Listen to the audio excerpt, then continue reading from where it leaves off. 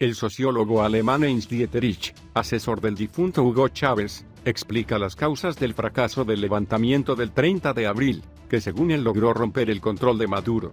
El ideólogo de izquierda Heinz Dieterich analiza, en una conversación con DW, la situación actual en Venezuela después del fallido levantamiento del 30 de abril. Aunque no llegó a la meta de tomar el Palacio de Miraflores, logró romper los puestos de control de Maduro. Un acuerdo entre Washington y el ministro de Defensa de Venezuela, Vladimir Padrino, será decisivo. Que fracasó en el plan de Juan Guaidó con el que quería derribar a los principales comandantes militares para derribar a Nicolás Maduro. Heinz Dieterich, de acuerdo con la información confidencial que tengo, la fecha se ha adelantado porque Maduro se enteró de que habría un levantamiento el 1 de mayo. Así lo adelantaron el día anterior, el 30 de abril. Este es un factor. El segundo es que no han invitado a todas las fuerzas principales, por ejemplo, el ejército de Chávez que se opone a Maduro, lo que ha creado desconfianza. En tercer lugar, parece que Vladimir Padrino López y otro general importante se han retirado. Un cuarto factor es la falta de movilización de la población. Guaidó no es popular, como Maduro, por lo que la población no se ha lanzado masivamente en la calle. Creo que fueron estos cuatro factores los que determinaron que el Palacio de Miraflores no fue tomado. Sin embargo, lo que se ha logrado es la avería de los dispositivos de control de Maduro. Este es el fin del gobierno de Maduro, sin duda. ¿Por qué Vladimir Padrino se recostó? Me parece que quiere jugar un papel político fundamental en la fase posterior a Maduro y que no acepta ser el segundo en Guaidó. Esto dificulta las negociaciones con Washington, que, por razones obvias, quiere presentar su operación de cambio de régimen como un retorno a la constitucionalidad democrática y civil.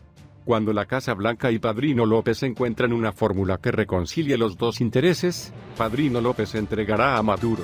Este momento se acerca rápidamente, como lo demuestra la intervención directa del Comando Sur, a través de la intervención directa de Guaidó. ¿Qué papel jugó el lanzamiento de Leopoldo López?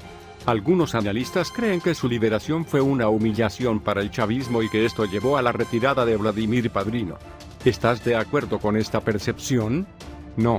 La operación de liberación de Leopoldo López estuvo a cargo del Servicio de Inteligencia Bolivariano, el SEBIN, del general Manuel Ricardo Christopher Figuera, que formó parte de este complot o levantamiento, como le gustaría llamarlo. Este lanzamiento se realizó y obviamente la presencia de López en la distribuidora, televisada, iba a ser un elemento fundamental de la movilización de la población. Porque esto podría interpretarse como el comienzo de una serie de eventos que terminarían con el vuelo de Maduro o el arresto y expulsión del país. Esto no se hizo debido a los factores que expliqué, pero lo importante es entender que incluso si Maduro no era elegible para el poder, se tomó el último paso. La reacción, tanto interna como de la comunidad internacional, ha demostrado que Maduro ya no tiene ninguna base real de poder, y lo que sucederá ahora es que en una oportunidad futura, el mismo Padrino López será el que entregará a Maduro. Obviamente, la causa se pierde y es el gran impacto psicológico, simbólico, político, de este levantamiento fallido del 30 de abril. Tenemos poderes internacionales negociando el futuro de Venezuela. El secretario de Estado estadounidense, Mike Pompeo, se reúne en el Mar Negro, Vladimir Putin y Sergei Lavrov. ¿Podrían los Estados Unidos negociar una salida pacífica para Maduro? Absolutamente. La política responde a los intereses y no a las personas. Los intereses que están en juego por parte de Trump, así como de Rusia y China, y en menor medida de Cuba, son tan importantes que sacrificarán a Maduro. Eso tiene sentido. Llegarán a un acuerdo en el que Washington podría respetar las inversiones de Rusia y China a cambio de la partida de Maduro, y podrían convocarse nuevas elecciones. Idealmente, esto debería estar bajo la supervisión de la ONU. Debes ver si esto es posible. Entonces tendríamos un gobierno de transición. El verdadero problema ahora es quién determina el poder del gobierno de transición. Porque ahí es donde se decide el futuro del país. La madurez, si se quiere, es cosa del pasado, porque nadie la apoya, ni dentro ni fuera del país. Tendrá que irse y con él toda esta pandilla de delincuentes políticos como Tarek W. Saab, fiscal de Venezuela, responsable del desastre del país. ¿Puede haber un acuerdo a pesar de las tensiones comerciales entre Washington y Beijing? Si el conflicto entre Washington y Beijing sobre el tema comercial no se resuelve, Trump podría haberse tentado a jugar el peón de Venezuela contra China y decir que no hay un acuerdo.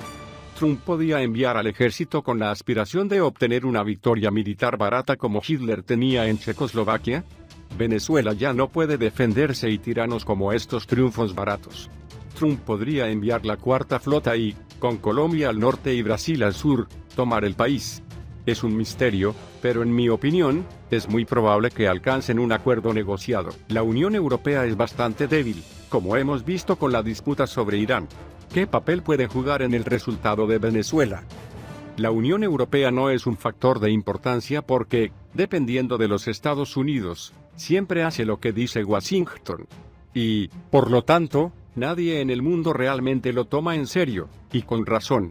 Las únicas superpotencias autónomas son Estados Unidos, Rusia y China. La Unión Europea ni siquiera puede defender sus intereses, por ejemplo en el caso de Irán. La Unión Europea es parte del grupo de contacto.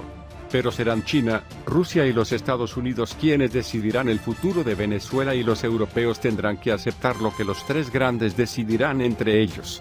Si la Unión Europea alguna vez se convirtiera en un poderoso Estado global, que pudiera tomarse en cuenta, la correlación podría cambiar.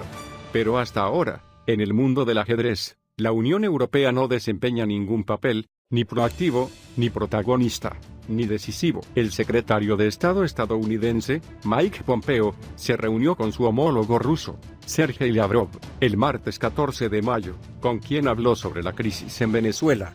En varias ocasiones, el gobierno de los Estados Unidos ha pedido a Rusia que deje de apoyar a Nicolás Maduro, pero por primera vez, cara a cara, en medio de una conferencia de prensa bilateral. El secretario de Estado de Estados Unidos, Mike Pompeo, se reunió el martes 14 de mayo con su homólogo ruso, Sergei Lavrov, con quien habló sobre la crisis en Venezuela y la importancia del fin de la dictadura en este país de Sudamérica. Ha llegado el momento de que Nicolás Maduro se vaya. Esto solo ha causado miseria al pueblo venezolano y esperamos que cese el apoyo ruso a Maduro, dijo Pompeo a Lavrov después de una reunión en Sochi, Rusia.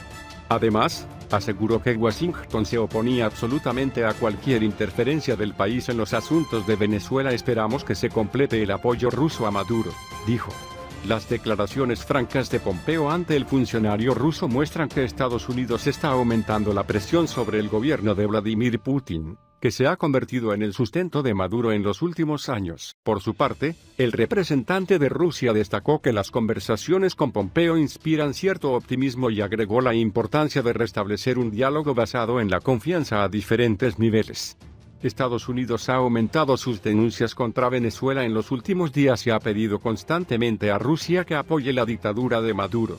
Rusia y sus intereses económicos. Los analistas internacionales dicen que Rusia sigue apoyando a Maduro no solo para fortalecer su presencia en América Latina y avergonzar a Estados Unidos, sino también porque Venezuela ha otorgado millones de concesiones en asuntos financieros.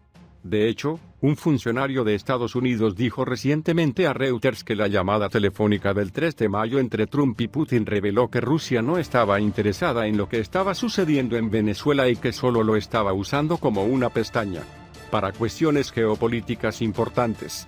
Rusia Rosneft ha otorgado más de $17 mil millones en préstamos al régimen de Chávez durante la última década. Esto se suma al hecho de que la compañía europea ganó 3 millones de toneladas de petróleo en 2017 gracias a sus operaciones en Venezuela. En general, Rusia ha invertido en muchas industrias venezolanas, desde bancos hasta ensamblajes de autobuses. Al mismo tiempo, Venezuela ha sido uno de los mayores compradores de armas rusas entre los países latinoamericanos. Debido a estas deudas y otros lazos económicos, Putin se vio obligado a apoyar a Maduro, porque podría pensar que si el presidente de la Asamblea Nacional, Juan Guaidó, toma el poder, aquellos que apoyaron a Maduro probablemente serán expulsados y disfrutará de un acceso privilegiado a Rusia. Los campos petroleros de Venezuela serían revocados. Estados Unidos exhortó el martes a todos los países a estar preparados para tomar medidas concretas para responder a la represión del régimen de Nicolás Maduro en Venezuela. La misión de Estados Unidos ante las Naciones Unidas no dio detalles sobre el tipo de acciones que busca, pero destacó en un comunicado que el mundo observa mientras la terrible crisis humanitaria y las violaciones a los derechos humanos básicos empeoran cada día en Venezuela. Durante una sesión a puerta cerrada del Consejo de Seguridad, Estados Unidos señaló que la detención del 8 de mayo del primer vicepresidente de la Asamblea Nacional, Edgar Zambrano, causó alarma. Señaló que el arresto fue una gran escalada en las medidas de Maduro en contra de la Asamblea Nacional, donde la oposición es mayoría.